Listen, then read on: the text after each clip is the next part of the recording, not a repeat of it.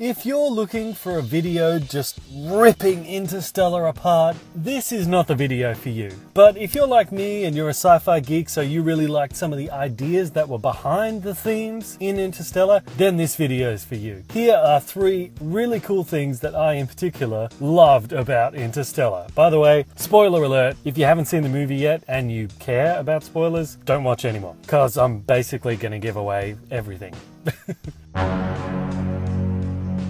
I've noticed a lot of people making fun of Interstellar because of the whole time travel thing. But when you think about it, it's actually not. When Matthew McConaughey is in the black hole, what he is doing there is he's not going back in time. He's actually sending gravity waves into the past, because they established that gravity waves was the only thing that can cross the threshold of both space and time. So he himself isn't going anywhere. It's the gravity waves that are going back in time, not him. So essentially what he was doing was making a phone call, the first ever phone call of its kind. Just as we use radio waves to communicate from one side of the world to the other, he was using gravity waves to communicate from the present into the past. And just like how Morse code was the earliest form of the telephone, his shifting the second hand on the watch was the earliest form of a gravity phone call. You know, the people from the future who originally opened the wormhole, they probably use this method of communication all the time. It's probably as common to them as regular phone calls are to us today. They're probably using gravity phones to call themselves in the past all the time. I wish I had a gravity phone so that I could call myself from 2 weeks ago and say, hey, don't forget to pay your car registration, because if you do, you're going to remember at the last minute and then you have to rush like a madman to get it done in time, only to find out that your gas tank has expired, so you have to spend over $1,000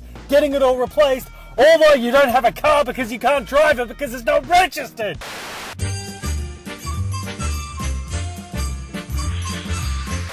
So yeah, a gravity phone, that would be very useful. But really, the only part of the movie that actually was time travel was when they were on the ocean planet, where 1 hour on that planet equals 7 years back on Earth. It did get me thinking, what if there was a planet that worked the other way around, where 1 hour on Earth equaled 7 years there? That would be pretty useful. We could like build all the universities and colleges on that planet, so teenagers could say, hey, Mom, Dad, I'm gonna go become an expert in physics or whatever. They leave, come back 2 hours later, 14 years older and an expert in physics. Imagine how much that would speed up and accumulate knowledge here on Earth.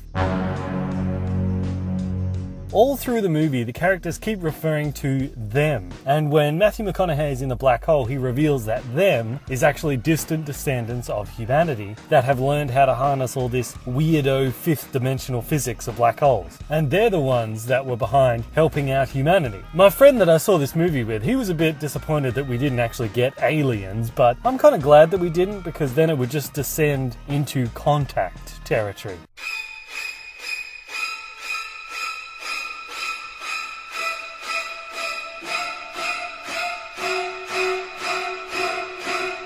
The trade-off, however, is a pretty big grandfather paradox. If you're a sci-fi geek like me, you'll probably have heard of the grandfather paradox.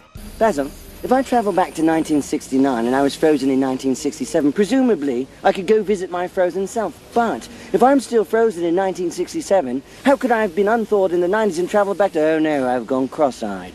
Basically what it is, it's the idea that if you go back in time and you kill your grandparents, then you cease to exist in the future, which means you can't go back in time to kill your grandparents, so you will exist in the future, which means you will go back to kill your grandparents, which means you can't exist in the future, so you can't go back to kill your grandparents, so you will exist in the future, so you will go back, but then you don't exist, so you can't go back and... I suggest you don't worry about this sort of thing and just enjoy yourself. That goes for you all, too. Yes.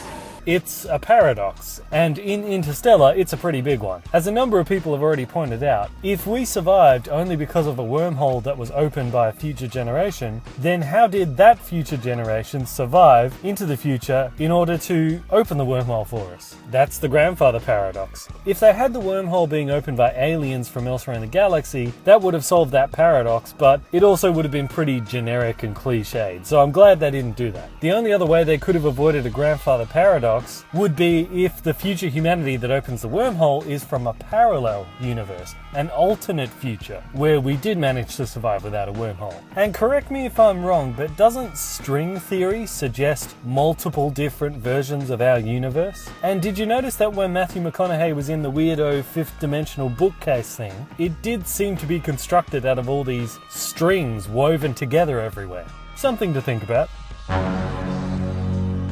Since 2001: A Space Odyssey, many sci-fis have tried to be 2001: A Space Odyssey. Now, since I've already spoken about 2001 in very great detail in my Prometheus Final Verdict video, I think I might just link that particular bit of that video to you here or in the description. But for now, I just wanted to point out something that I noticed that I think really does speak to the difference in all of us as an audience today. Some people have laughed at how towards the end of Interstellar, the movie very unsubtly explains the plot to the audience, and I think a lot of that has to do with us all living in a much more critical age of cinema, where people like me pick apart movies to such an extent, so movies with complicated plots feel the need to explain themselves more, which does kind of take some of the magic out of it, and I acknowledge that in that way I'm kind of part of the problem in that sense. But while Interstellar might have had to explain things more than, say, 2001 did, due to living in these much more critical times, the fact that it still raises enough questions for us to talk about shows, at least to me, that Interstellar still has the spirit of true science fiction, still has the spirit of 2001. And that is really cool. So thanks for watching, and I want to give a special shout out to Simon Singh, who made this awesome background Sin City image for me. Because he and I were talking the other day and I mentioned how sometimes when I show images, they don't fill the whole frame, so I need to have a background image, and he took it upon himself to make me this background image to use, where it doesn't just fill the rest of the frame, but it also has a little bit of life to it with the lightning strikes, like right there. So thanks, Simon, and if you want to check out his channel, where he does a lot of sort of montage videos of like DC and Marvel, you can click right here to check his stuff out. So thanks again for watching, and until next time, I'll see you in the comments.